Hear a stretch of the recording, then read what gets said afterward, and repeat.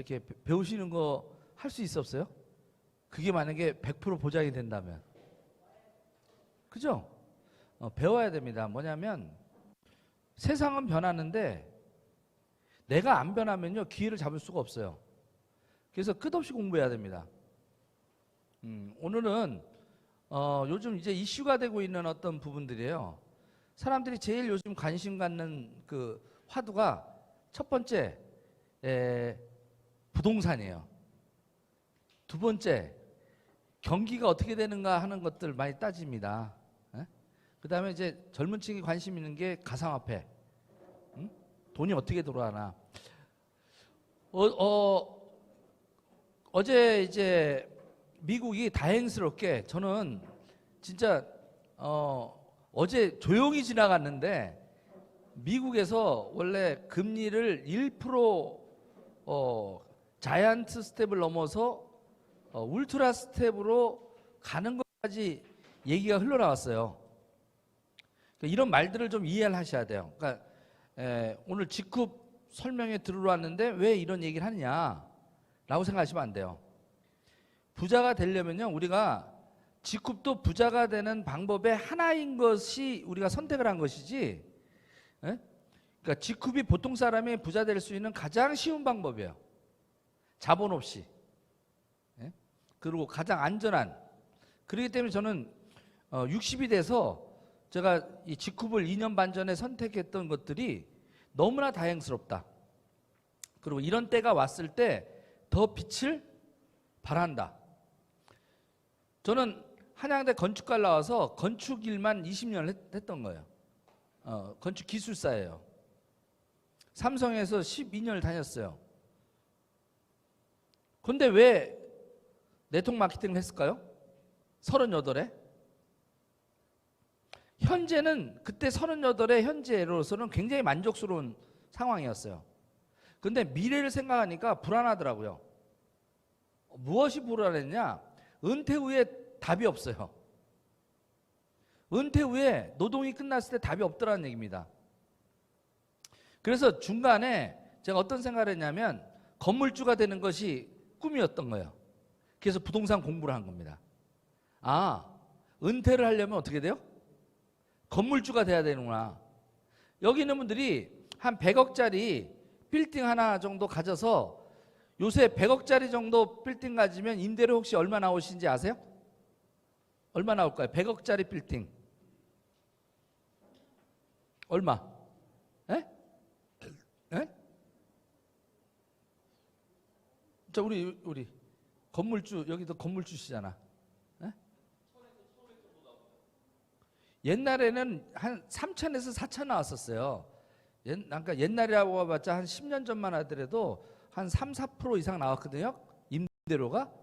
그다가 한 3년 전서부터는 2.5% 정도 나왔었어요. 그러니까 한 2,500만 원 나왔는데 요새는 잘못하면 마이너스예요. 지금 이제 강남의 꼬마 빌딩 한 50억짜리 꼬마 빌딩 샀던 사람들이 지금 코피 터지고 있어요. 대출을 갖다가 한 30억 받고 샀어요. 임대를 놨는데 임대가 자꾸 나가는 사람이 있지 들어오는 사람이 없으니까 코피 터지는 거예요. 건물이 비어버리면 어떻게 돼요? 은행 이자 내는 거예요. 은행 이자. 공실되면. 그러니까 이런 어떤 부분들의 시대 변화 흐름을 정확하게 이해를 하시고 여러분 선택을 하기 때문에 목요일 날에는 다양한 지식을 제가 정보를 드릴 수 있는 길이 이거 목요일밖에 없는 거예요. 토요일 날에는 제가 이런 얘기 할 수가 없잖아요. 주식 얘기 할 수 없잖아요. 아까 금융이에요. 그러니까 주식, 금융, 가상화폐, 부동산 이게 3대 축입니다. 거기에다 비즈니스, 자영업 요거에 대한 아이템을 찾는 것이 평생 열심히 돌아다녔잖아요. 근데 보통 사람이 성공하기가 쉽다 어렵다? 어렵다라는 게 보통 사람이 성공하기 어려운 거는 일단은 금융 쪽은 전문 지식이 없고요. 부동산은 조금 전문 지식은 필요하지 않지만 이게 대세 흐름에 따라서 한 방에 훅 간다. 그래서 오늘은 부동산 쪽에 대한 부분과 같이 직후의 비즈니스의 어떤 그 필요성에 대한 얘기를 같이 좀 나눠볼까 합니다. 아까 얘기한 대로 제가 삼성 다니면서 삼성 직장 하는 것만은 안 되겠다라고 생각하면서 공부하게 된 게 부동산 공부예요. 또 전 건축이었고, 건축 나왔는데 그 시행하는 쪽을 갖다 이렇게 보니까 돈이 되겠더라고요. 100억짜리 빌딩을 얼마에 질 수 있냐면 자본 한 20억이면 100억짜리 지을 수 있어요. 그거 가지고 땅 사고요. 그러니까 도시계획되어 있는 어떤 지구 지정되어 있는 걸 땅을 삽니다. 그래가지고 광교 신도시라든지 그 다음에 다른 어떤 신도시의 지정, 위례 신도시라든지 지구 지정되어 있는 거를 입찰해가지고 분양을 받으면 돼요. 그때 내가 낼 수 있는 돈이 10%만 있으면 낼 수 있습니다. 그러면 땅이 한 30억짜리라고 하면, 그죠? 얼마가 필요해요? 땅이 30억짜리야. 얼마가 필요하다고요? 3억이면 되는 거야. 나머지는 다 은행에서 대출 받을 수 있게끔 해놔 있어요. 지구 지정돼 있는 땅들은, 특히 상업지들은. 그래서 작은 돈으로 시작을 하는 겁니다. 그렇게 하고 이제 땅을 사면 PF 자금을 신청을 해가지고 어떻게 해요? 거기다 건물을 짓는데, 건물 짓는 데는 한 20억 정도에서 25억이면 또 줘요. 한 7층 정도 건물을. 그러면 다 들어가는 게 얼마예요? 한 50억에서 55억 정도 돼요. 거기에 이제 금융이자, 또 돈 빌린 것들, 또 그거 짓고 뭐하고 하면서 관리하는 거, 다 빼고 나면 한 40%, 35%에서 40%가 남습니다. 그러니까 어떻게? 한 60억 들여가지고 짓고 나면 100억이 되는 거예요. 분양이 딱 잘 되면. 그러니까 입지가 굉장히 중요하겠죠. 그래서 부동산 투자에는 입지다. 입지 선택이 가장 중요하다. 그래서 입지 선택에서 가장 중요한 것이 교통이에요. 교통. 사거리 땅이 최고죠. 거기에다가 전철이 있으면 더 좋겠죠. 입지입니다. 입지, 교통. 그 다음에 문화시설이에요. 주변에 문화시설이 괜찮은 곳. 그 다음에 어떻게? 그 지역의 퀄리티예요. 사는 사람의 질. 이게 굉장히 중요해요. 그 지역에 사는 사람의 질이 굉장히, 그래서 강남이 뜨는 거예요. 그 사람들이 모든 결정권을 다 가지고 있는 대한민국의 최고의 권력자들이 모여 사는 곳, 질이 달라요. 자기 스스로를 보호해요. 지방 같은 데는 어떻게 돼요? 안 되는 거예요. 그래서 그렇다고 지방에 있는 사람이 낫다라는 게 아니에요. 질이 그렇게 생각을 한다라는 거예요. 왜? 주변 시설이나 이런 게 모든 게 서울에 집중돼 있잖아요. 전 국민의 55%가 서울 수도권에 다 몰려 있단 말이에요. 그래서 지금 지방에는 소멸되고 있는 지방이 많습니다. 신생아가 없어요. 신생아가 안 태어나니까 소멸됩니다. 그러니까 신생아가 안 태어나니까 초등학교가 폐교가 되죠. 그런 곳이 앞으로 20년 후에 없어질 곳이 지금 한 50%가 넘습니다. 대한민국이.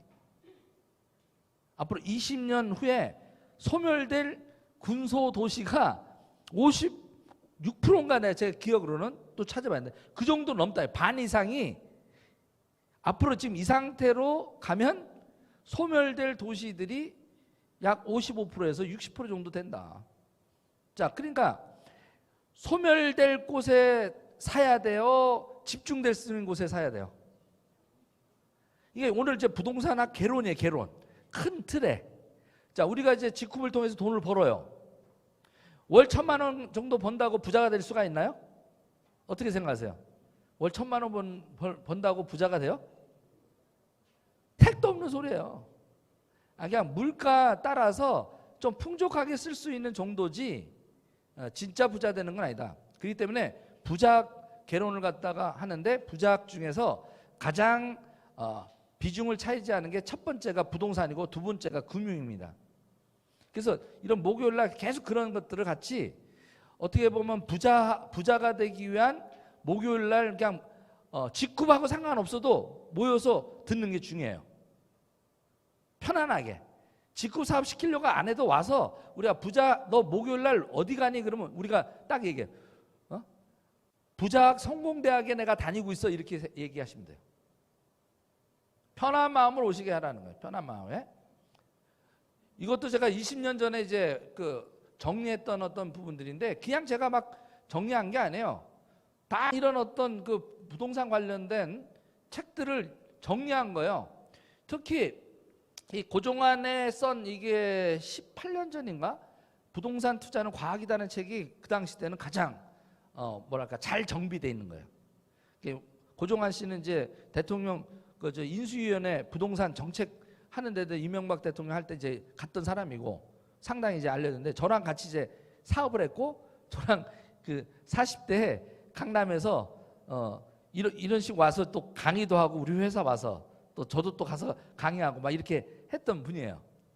굉장히 뭐 부동산에 대해서는 아주 그러니까 여기서 얘기하는 어떤 것 중에 하나가 뭐냐면 내재 가치 투자예요. 따라해 볼까요? 내재 가치 투자. 그러니까 현재가 아니라 미래에 내재 가치가 있는 거에 투자를 하라는 거예요. 그걸 잘 분석을 해놨습니다. 그럼 내재 가치를 어떻게 평가할 것이냐 하는 부분들. 그래서 이제 기현상이 일어나는 어떤 부분에서 2019년도서부터 부동산 가격이 막 지금 막 사회 이슈가 됐잖아요. 그래서 인터뷰했던 내용인데 왜 이렇게 자꾸 오릅니까? 이거 기현상입니다. 했더니 어떻게 답변했던 게 저금리. 그때 얘기를 했어요. 저금리를 이걸 빨리 좀 조정을 해야 된다. 왜냐? 빌리는 돈이 거의 0.25%니까 젊은이들이 볼 때는 공짜 돈이라고 생각하는 거예요. 착각하는 거죠. 공짜 돈으로 생각하는 거예요, 이게.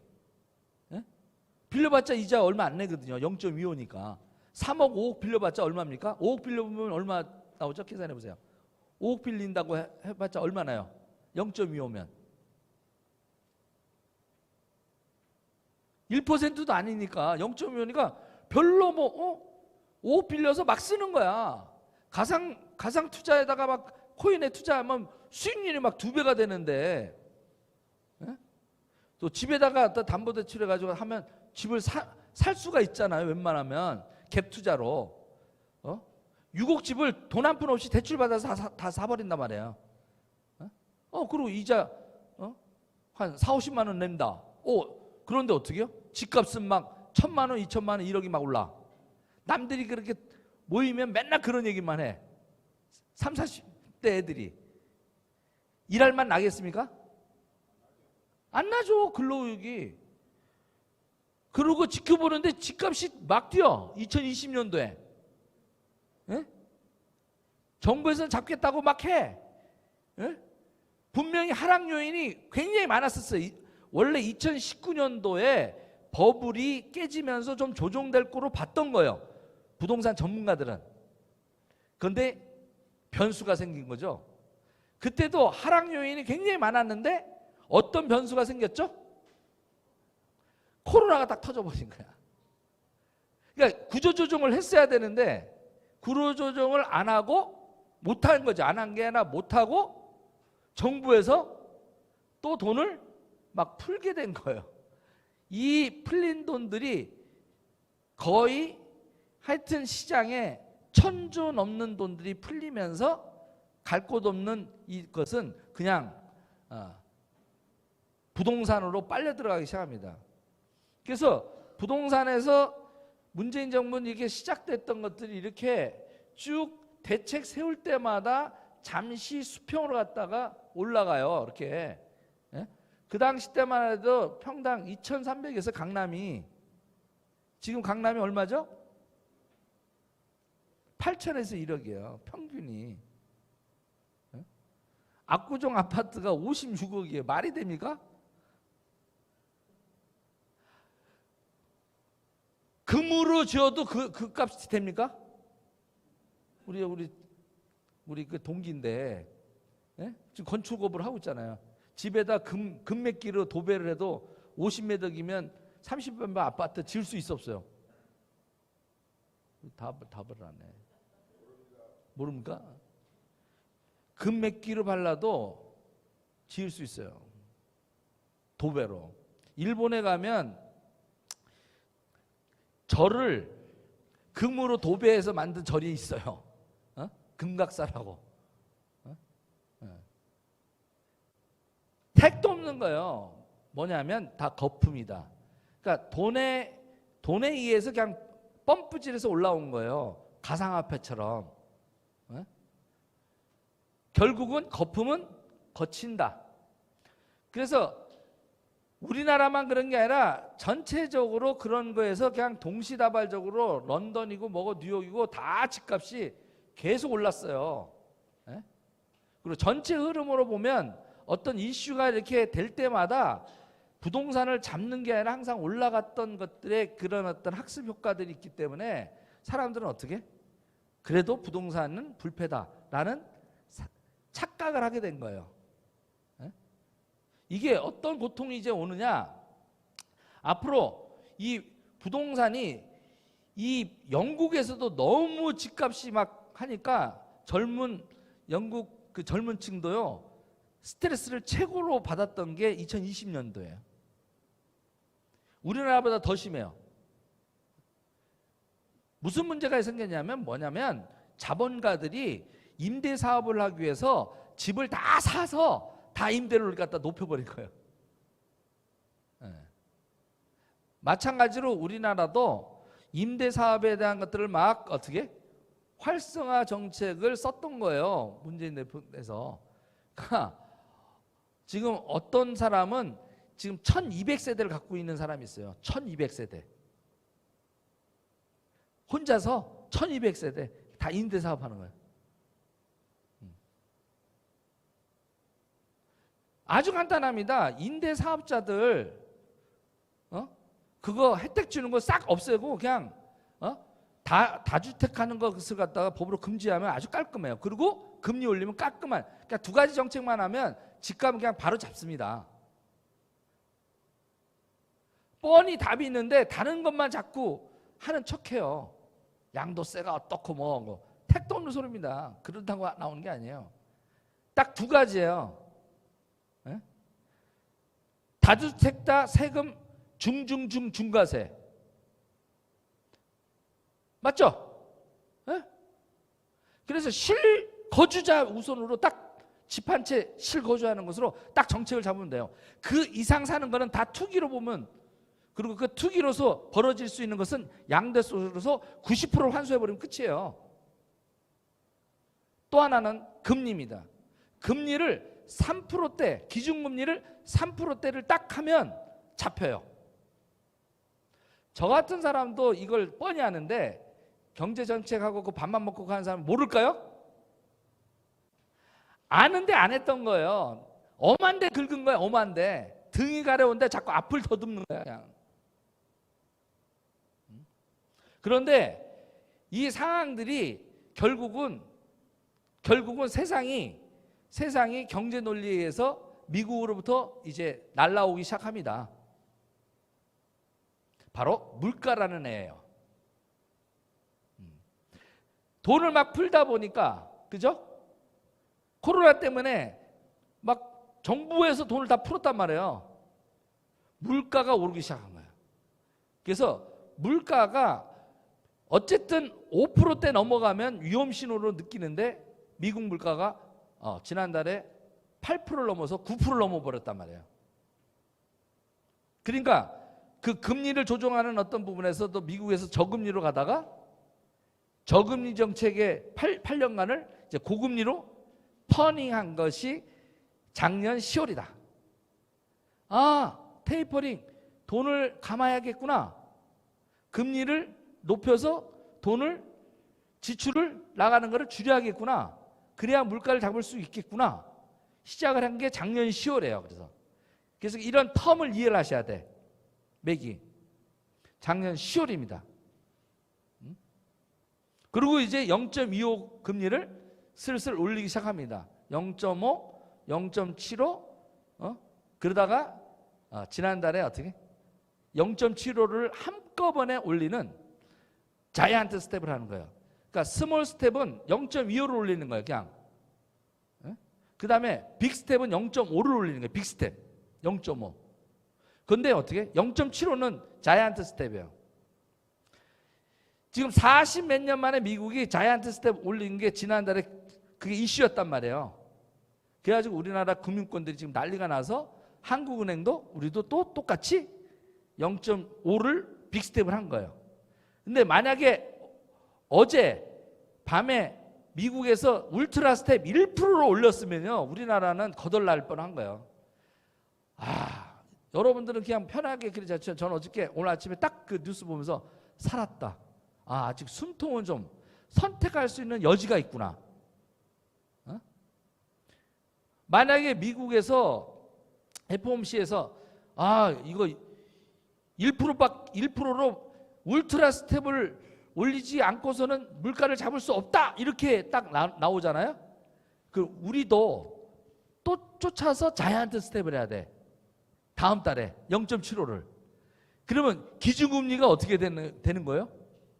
곧바로 3%대 가는 거예요 이제. 그러면 어떤 결과가 나오느냐? 이렇게 되는 거예요. 영끌들이. 잠을 못 자는 거예요 이게. 왜? 내가 빌릴 때는 작년에 6월달 그 집값이 이제 피크가 6월에서 9월이거든요. 이때 어마어마한 사람들이 마지막 차를 탄 게 영끌족이야. 마지막 작년 3월, 5월, 6월 마지막에 특히 노도강을 중심으로 인도권, 평촌을 중심으로 막 사들였더라고. 5년 전에 3억 5천밖에 안 된 게 9억에 사는 거야. 거의 3배에 사는 거, 3배. 추경 매수하면서 어떻게? 6억 대출을 받고 그냥 산 거예요. 근데 6억 대출 받았을 때 0.25니까 뭐 해봤자 한 5, 60만 원이요. 근데 지금 이제 1.75 정도 기준금리 돼가지고 이렇게 2.25 정도 됐는데도 어떻게? 5%대, 6%대 지금 주담대가 올라갔잖아요. 만약에 이번에 빅스텝 했으면요, 4% 기준금리가 3.5%대로 올라가게 되면 연말에 대출금리가 9%에서 10%가 될 뻔했어. 그럼 연말에 바로 이제 앞으로 5개월 후에 대출금리가 한 9%에서 10%대 되면 6억 빌린 사람은 한 달에 얼마 내야 돼요? 550만 원.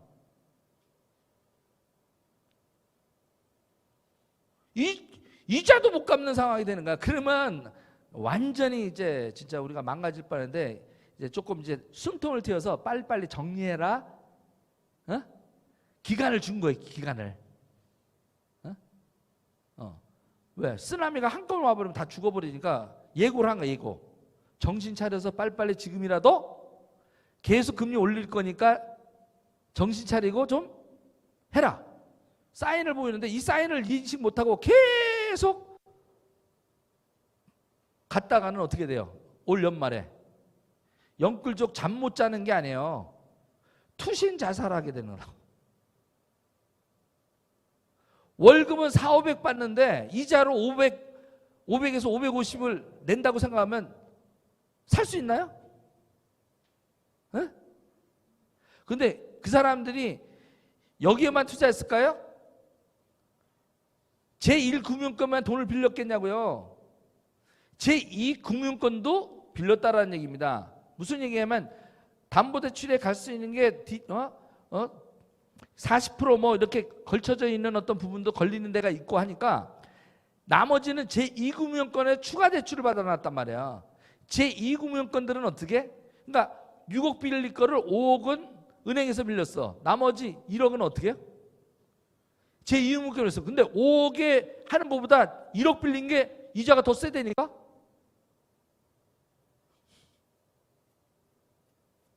여러분들이 자녀들도 이런 교육을 가지고 딱 정신 차려서 가르쳐 드리지 않으면 그 한 방의 잘못된 선택에 의해서 걔네들의 인생이 평생 이자 갚다가 끝나는 거예요. 저도 이런 것들을 잘못 선택해 가지고 어떻게 13년간 지금 이자 갚는데 지금 13년이라는 세월을 허송했잖아요. 그렇기 때문에 저는 피부에 와서 얘기를 하는 거예요. 이런 게 필요하다. 정신 바짝 차리고 하셔야 된다. 유가에 의해서 같이 부동산이 연계되는 것을 100년간 분석을 했던 자료들을 했는데, 최근에 그냥 있는 거 한 20년만 30년 자료만 보더라도 유가가 75달러 이상이 되면 하락이더라. 희한한 법칙이 나온 거예요. 그래서 여러분들은 항상 기억할 때 뭐요? 유가는 75달러. 75달러보다 오르면 내려가고 여기보다 낮으면 집이 올라가요. 이것도 기억해 놓는 거예요. 이게 제가 십몇 년 공부해가지고 딱 결론 잡은 거예요.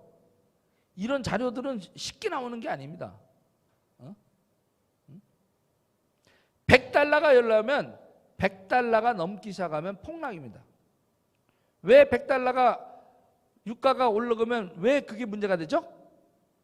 75달러부터 금리를 올리기 시작하는 시기라는 거야. 그리고 100달러가 넘으면 금리를 빅스텝, 자이언트스텝까지 가야 되는 거예요.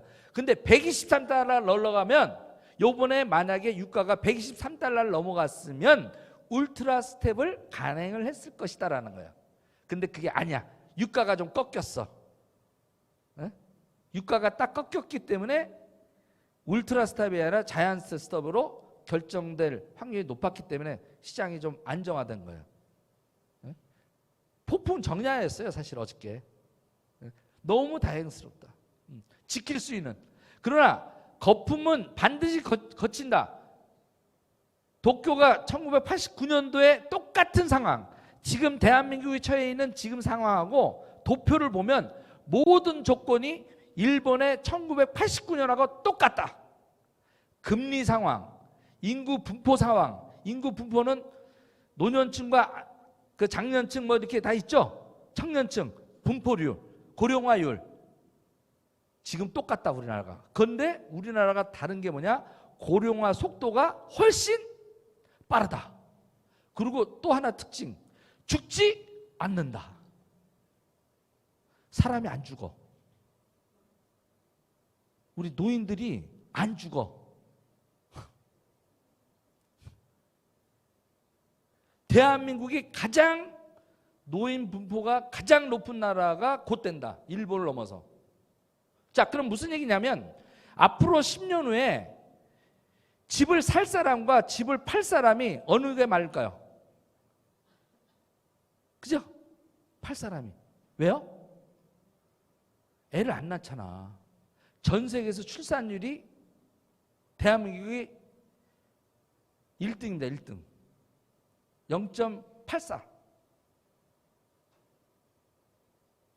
대한민국에서 가장 지금 우선순위로 채택돼야 될 정치하시는 대통령이 가장 먼저 풀어야 될 문제가 바로 인구예요. 인구. 근데 요즘 보니까 그거하고 아무 상관없는 만 맨날 그거 해. 뭐 경찰국을 뭐 신설하느니 뭐 지네들이 뭘 정치하는 사람들 나 진짜 질려 이제. 그냥 이거 그냥 투표하는 거 그냥 손가락을 그냥 지지고 싶어 아주 그냥. 스스로 해결할 수밖에 없다. 자, 그래서 제가 3년 전서부터 계속 얘기했다는 게 2022년서부터 제가 3년부터 계속 얘기했죠. 맨날 쫓아다니니까. 에? 이제 온다라고 했는데 조금 빨리 6개월 정도 당겨졌다. 2023년 6월에서 9월 정도 올 거라 생각했는데 요게 어떻게? 올 겨울에 온다. 12월 달에. 그래서 금리 폭등, 물가 폭등, 환율, 유가 상승, 원자재 상승, 곡물가 상승. 원자재 상승은 철근값이나 이런 것들이 작년에 비해서 70%가 올랐어요. 그러니까 작년에 수주할 때는 내가 한 100억짜리 건물을 지으면 한 20억이 남았어. 그런데 어떻게 해요? 철근값이나 원자재 값이 70%씩 올랐어. 그럼 짓고 나면 망해. 그러니까 둔촌 그 주공 아파트가 공사를 포기한 거예요. 스톱한 거. 이런 것들이 이제 왜 그런지 이해가 되셔야 돼. 그것도 모르고 그런 데다가 청약 넣었다가는 어떻게? 추가로 3억을 더 내야 되는데 3억을 빌 데가 없는 거야. 그러니까 다 날아가는 거예요. 평생 했던 재산이 무식에 의해서 한 방에 날아간다. 그래서 알아야 된다 우리가.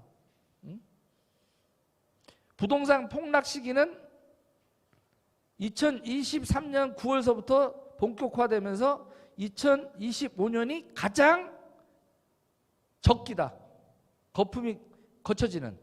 그러니까 여러분들이 직구를 해서 어쨌든 돈을 지금 10억짜리 집이면 2024년, 2025년도에는 6억 5천에 살 수 있는 거야.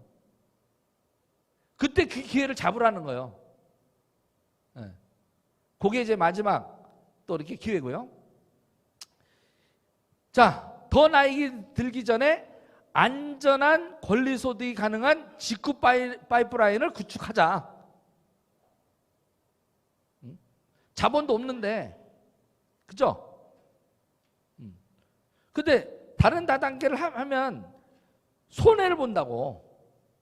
갔다가 돈 벌러 갔다가 대부분이 손해를 보는 거예요.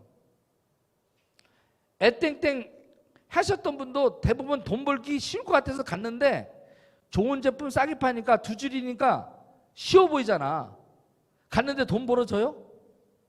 그러니까 겉에 드러나 있는 것만 보고 깊은 데까지 보질 못한 거예요. 깊은 데까지. 팀장이 되려면, 오토 팀장이 되려면 판매사 양쪽에 4명을 꼭 맞춰야 되는데 그 맞히는 일이 쉬워요, 어려워요? 어려워도 너무 어려워요. 그래서 다 거기에 그냥 팀장에서 머무는 거예요. 팀장 유지가 안 되는 거예요. 그냥 다 판매사 정도로 끝나는 거예요. 그 판매사 유지한다고 해서 180만 원 받는데 그게 성공한 겁니까? 1년이 지나고 2년이 지나고 3년이 지나고 5년이 지났는데도 또 180만 원 오토 판매사 된다고 하고 앉아 있더라고. 근데 얼마 전에도 남아있던 애 했더니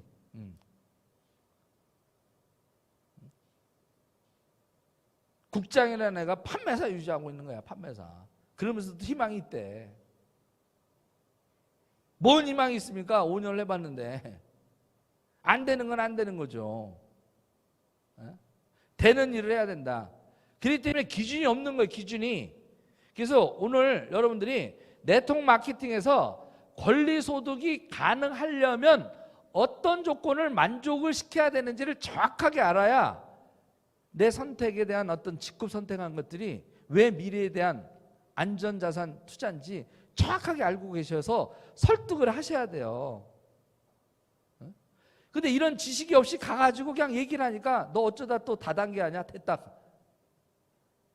그러고 끝나는 거야.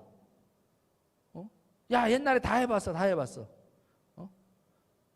얼마 전에도 직급했던 사람 만났어요. 다 해봤대.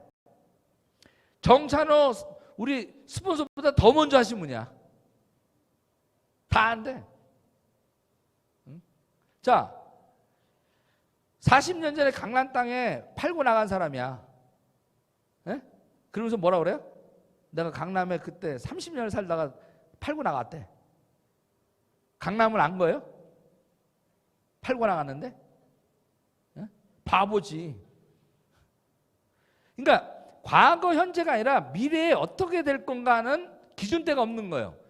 직급을 볼 수 있는 눈, 안목이 없으니까 엉뚱한 데 또 가는 거예요. 엉뚱한 데. 그래서 오늘 이 부분을 철저히 한번 요건 메모를 하면서 아니면 제가 요거는